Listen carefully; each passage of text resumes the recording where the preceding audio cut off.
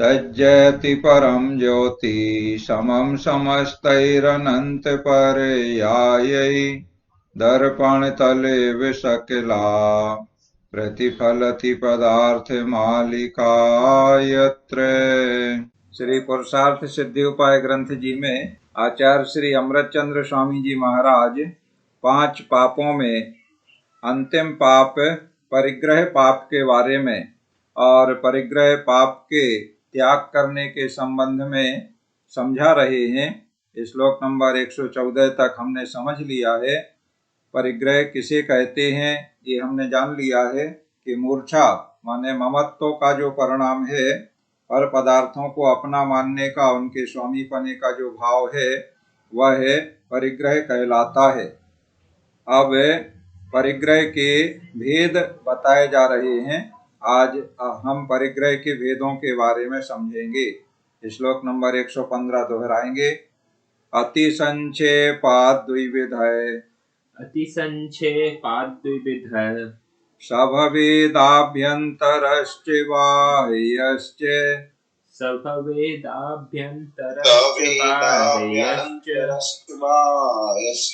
प्रथमश्चतुर्दशविधो भवति द्विविधो द्वितीयस्तो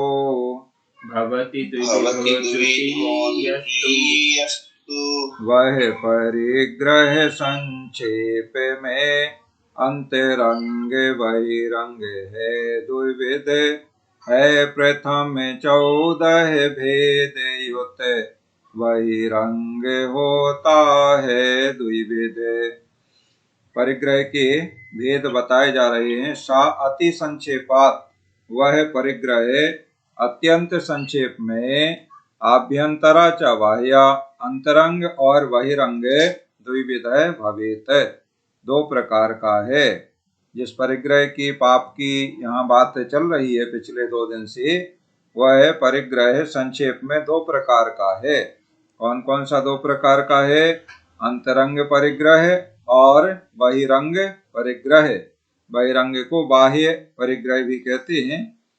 और प्रथमा चतुर्दश विधा, पहला 14 प्रकार का है। पहला माने अंतरंग परिग्रह 14 प्रकार का है। और द्वितीया द्विविधा भवति, और दूसरा 2 प्रकार का है।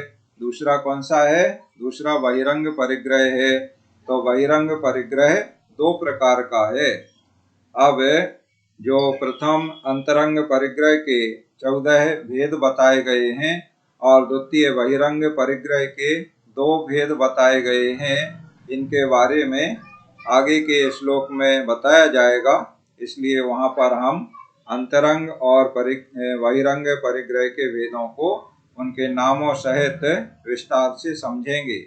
अभी श्लोक दोहराते हैं। अति संक्षेपात् द्विविधः सभवेदाभ्यन्तरश्च बाह्यश्च प्रथमश्चतुर्दशविधो भवति द्विविधो द्वितीयस्तो। अब अंतरंग परिग्रह, अंतरंग को आभ्यंतर भी कहते हैं। तो उस आभ्यंतर परिग्रह के जो 14 भेद हैं उनके नाम इसमें बताए जा रहे हैं। श्लोक नंबर 116 दोहराएंगे। नित्यात्व वेद रागास् तथैव हास्यादयश्च षड् दोषाः चत्वारश्च कषायास् चतुर्दशाभ्यन्तरा ग्रन्थाः नित्यात्वचारो कषाये त्रैवेदरागरति वैशोके हास्य रुजुगोपसा चय दोष 14 प्रथम ही। प्रथम आभ्यंतर परिग्रह के इसमें 14 भेद बताए गए हैं। उनके नाम देखो। सबसे पहला मिथ्यात्व, उसके बाद वेद राग। वेद राग का मतलब वेदों के प्रति राग होना। कौन से वेदों के प्रति? वेद हैं 3, स्त्री वेद, पुरुष वेद और नपुंसक वेद। तो ये 3 हो जाएंगे। इन 3 वेदों के प्रति जो राग होता है वह परिग्रह कहलाता है। तो उसे वेद राग कहेंगे और गिनती में इन्हें 3 गिनेंगे। कैसे 3 हो गए? स्त्री वेद, पुरुष वेद और नपुंसक वेद। तो पहला हो गया मिथ्यात्व, दूसरा स्त्री वेद, तीसरा पुरुष वेद, चौथा नपुंसक वेद। इसके बाद तथैव च हास्यादया षड दोषाः च, हास्य आदि 6 दोष। देखो, जो 9 कषाय में आपने 9 कषाय के 9 भेद पढ़े थे, समझे थे, वही हैं 3 वेद हो गए। और हास्यादि 6 दोष। तो हास्यादि 6 दोष में वही हास्य, रति, अरति, शोक, भय और जुगुप्सा। जुगुप्सा को गिलानी भी कहते हैं। और बाकी सभी का अर्थ स्पष्ट है। हास्य माने हंसी, सभी जानते हैं। रति माने होता है प्रेम करना, अरति उसका उल्टा अप्रेम। और शोक माने शोक करना, किसी अपने प्रियजन आदि के वियोग होने में जो शोक होता है तो वह शोक है। और भय, भयभीत होना कहलाता है ये। और जुगुप्सा माने गिलानी करना। ये 6 दोष कहलाते हैं और 9 कषाय के वेदों में ये आते हैं। तो ये 6 दोष और 3 वेद, ऐसे 9 कषाय हो जाते हैं। तो पहला मिथ्यात्व हो गया, उसके बाद 3 वेद हो गए तो 4 हो गए। फिर हास्यादि 6 दोष हो गए, तो 4 में 6 हमने ये जोड़ दिए तो 10 हो गए। और इसके बाद चत्वारा कषायाः माने 4 कषाय। 4 कषाय सभी जानते हैं, क्रोध, मान, माया और लोभ। या दूसरे प्रकार से कहें तो तीव्र मंद की अपेक्षा से जो भेद होते हैं कषायों में, तो अनंतानुबंधी, अप्रत्याख्यानावरणी, प्रत्याख्यानावरणी और संजुलन, इस प्रकार से भी 4 कषाय कह सकते हैं। तो 10 में ये 4 कषाय जोड़ दें तो हो गए 14। इस प्रकार अभ्यंतरा ग्रंथा, ये आभ्यंतरा है, ग्रंथा है, ये अंतरंग ग्रंथ कहते हैं परिग्रह को।